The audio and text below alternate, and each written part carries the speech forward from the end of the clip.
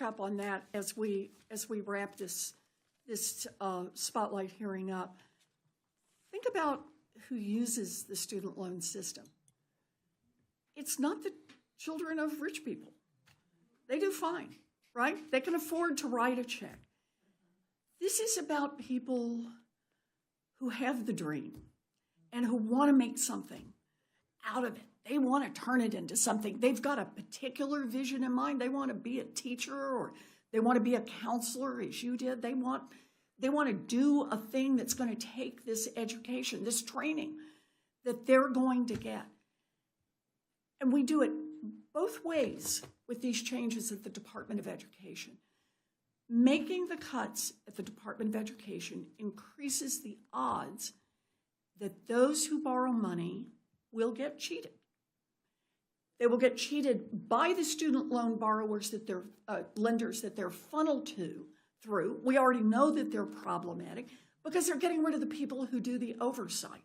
They also will get cheated in a different way, and that is by making the barriers a little higher. Some people will never make it across, and so they'll go to a private lender and sometimes to a predatory private lender.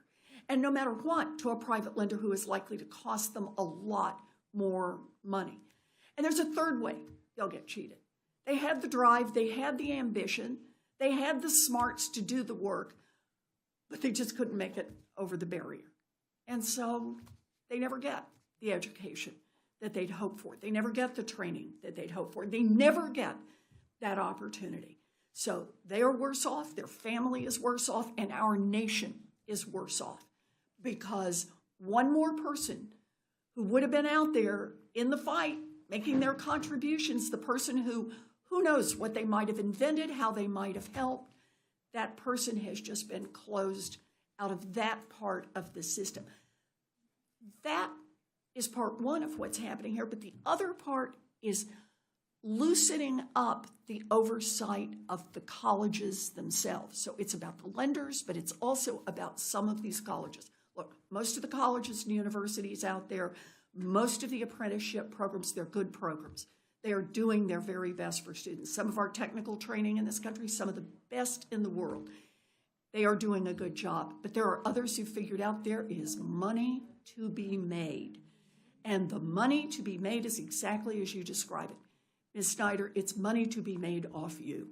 It's money to be made off our vets. They are the ones who are right in the crosshairs on where to go. And I want to say, they also go after single moms, right? People who are, you're also a single mom, thanks, Ms. Snyder, yes. They go after single moms. They advertise on the T in Boston. You want to try to do better for your children?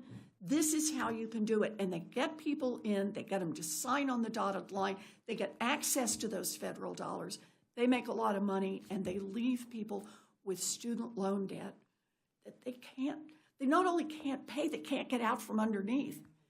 It's not like your credit card debt and you say, okay, I declare bankruptcy, I'm done with all this. The answer is nope, you got this student loan debt most likely forever until you pay this off. So I really want to say one more time how much I appreciate having all four of you here and everybody in this room. I read your signs. I appreciate that you care and that you put your energy into this. I want to leave the last question for Ms. Snyder. And I want to do this partly because Secretary McMahon said she wouldn't come today because she was sure she wouldn't get a fair hearing. She wouldn't come because we were going to ask her about these cuts. If she had been here, I would have asked her, how do you respond to this?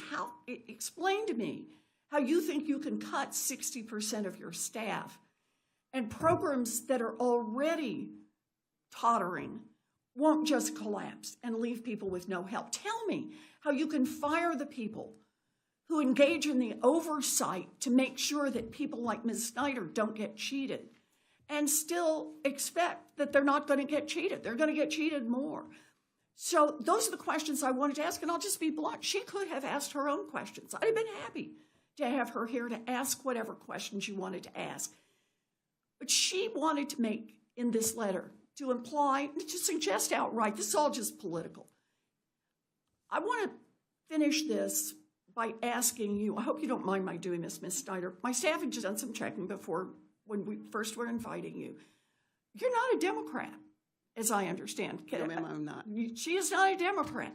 As I understand, you're not even registered to vote. That is correct, ma'am. So not somebody who's got a political stick in this, but somebody who's been directly affected by the past struggles of the Department of Education and now looking at how the Department of Education is going to fire the team that makes sure that schools and lenders and servicers don't take advantage of students, that's going to gut the team that monitors the scams and that has slashed the Office of the Ombudsman, which fielded hundreds of thousands of borrower complaints every year and helped defrauded borrowers. Get rid of all that.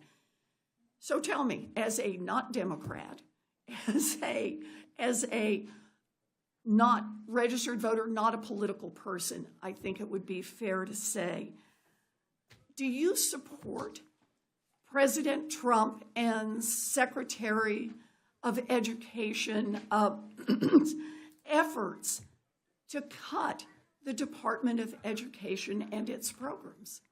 Absolutely not. And, and I think it was important, to point out that I'm not a Democrat. I'm not a Republican. I'm not registered to vote. There's a story behind that, but that's a whole nother story. And so it was important, again, to highlight this is not a partisan issue. It is not just, people like me who don't subscribe to either political party. I have Republican friends who are in the same issue. I have Democratic friends who feel this thing too. I have friends who identify as independent who still this. I think what they're doing to the Department of Education is abhorrent. This is madness. And so no, absolutely not. Thank you very much. I appreciate that.